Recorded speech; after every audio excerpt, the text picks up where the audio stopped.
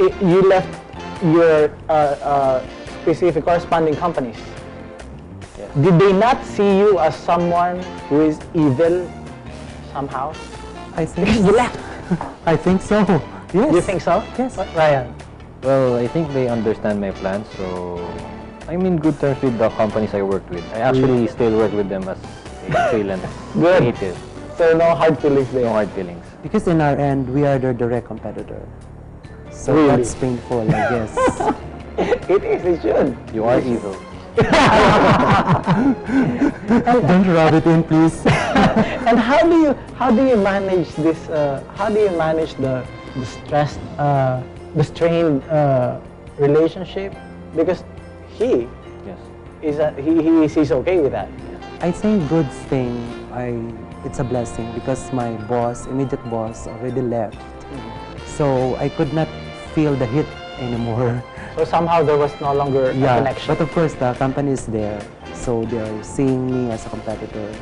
I think it's a good challenge. Yeah, yes. Yeah, it should. It should. That keeps us bouncing, as you said. You asked it Right. Ryan a while ago.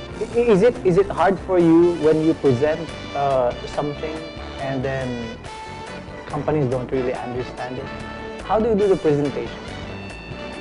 Because everybody can do some pitches, right? Yeah. You can just pitch. Me and Val, we are very dramatic. If we pitch for back to school, we are in school uniform. The last time we pitched Is there a photo that we can show? Like, unfortunately, I don't have. I was telling Val to bring it. The last time we pitched for like a grab a million. So we had this bills. And somebody who tried to dial the phone, and my secretary said, "Sir, Mr. Henry C is on the line," and I said, "Tell him I'm busy." So something like that. It's very dramatic. so it's not the traditional way of doing your pitch, right? They are expecting it actually. They are expecting it. The client is expecting it. But I mean, not too many people who are in their right mind will actually do what you're doing. We don't care. Yeah. For us, creativity is limitless. Yeah, I should agree. Okay, don't tell me Ryan you're doing the same thing. No. Not exactly. But I only have one guiding principle for presentations, and that is to always strike the relevance. So I usually begin my presentations with striking the relevance between my company and the company we're presenting to. Right. So all throughout the presentation, it's really, I find it a good idea not to structure your presentation in a way that you cannot adjust and jump to other points, Right. Because the flow of the presentation will always depend on the needs of your client and how they want to discuss and to find out about the needs. Right, exactly. So it's also a matter of researching your clients before meeting them. So Oh, CI there, right?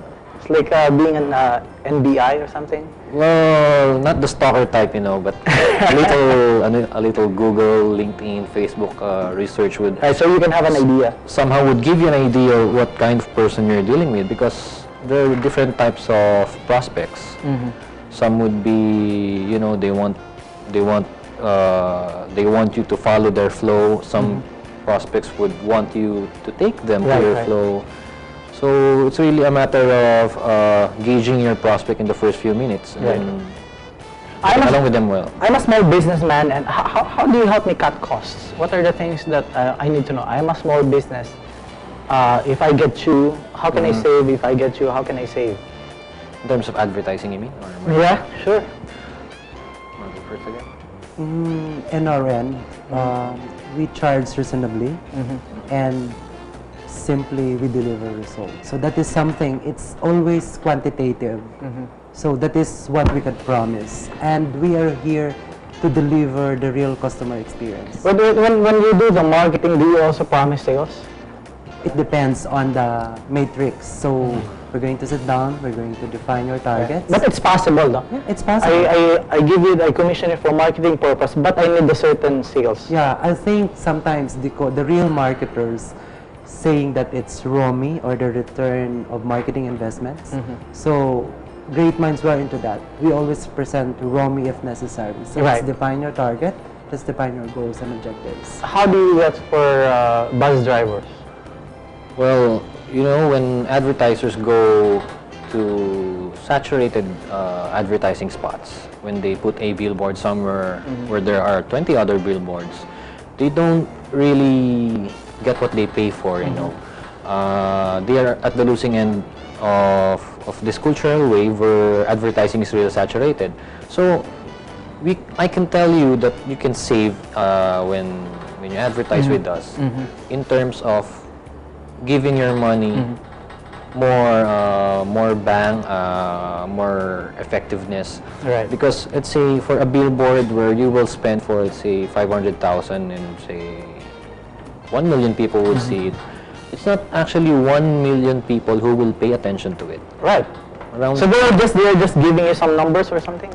well, yeah, there's traffic. So in our case, We have 1 million eyeballs, you know, and you know, okay, really, you have 1 million? in bus interior advertising, you get to advertise for more than 30 minutes without any competitor.